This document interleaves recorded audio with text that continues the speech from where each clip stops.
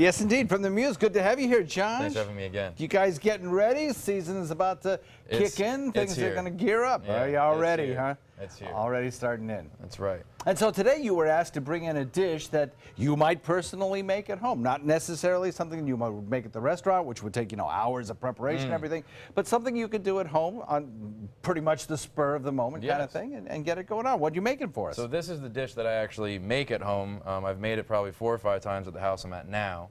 And it's called pasta al telefono. And it's a very simple dish. Telephone pasta. Yes. Al telefono. We're going to get to that later. You're going to see the explanation later, I promise you. Okay. So we start with our hand-crushed tomato sauce here. So you actually, what I do is I buy a number 10 can of tomatoes at the Italian market or at Il Piccolo's in Gulfgate. They sell them. And I actually get my hands in there and crush them up. Okay. So it's not such a puree and it's not so smooth. Coarse chopped. Yeah, so you have some chunks in there. Of course, you have your garlic, your onions, your fresh basil, and you let it sit. Do you add sugar to your sauce? I do not. Do you call it sauce or do you call it a bolognese? I call it a sauce. There's no meat in it. There's no meat. Oh, no meat in it. Bolognese has meat. Right. So I chose cavatappi pasta. You can choose penne or rigatoni, whatever you want to do at home, whatever you have in the cupboard.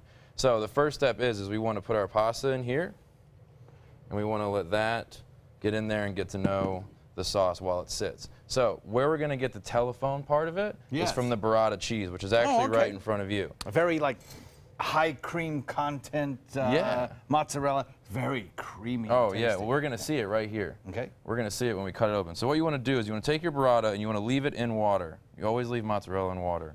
All right, so we're going to cut it right down the middle. And so we're going to see here, there's your high cream content right there. Gotta love this stuff. This is so good. So what we do is we put it right in the sauce, and your sauce has to be really hot. So we're going to give it a couple stirs so the hot sauce gets on there. Oh, I see the steam arising.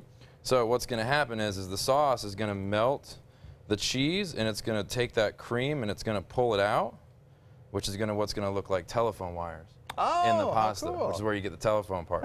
So we'll give it one of these. Okay, things like that, I'm thinking, number one, that's going to taste really good. And number two, this would be a great dish for the kids in the kitchen, to get the kids in there, you could have a lot of fun with it. Learn how to cook a little bit. So I see it happening. I serve just how my mother taught me to serve.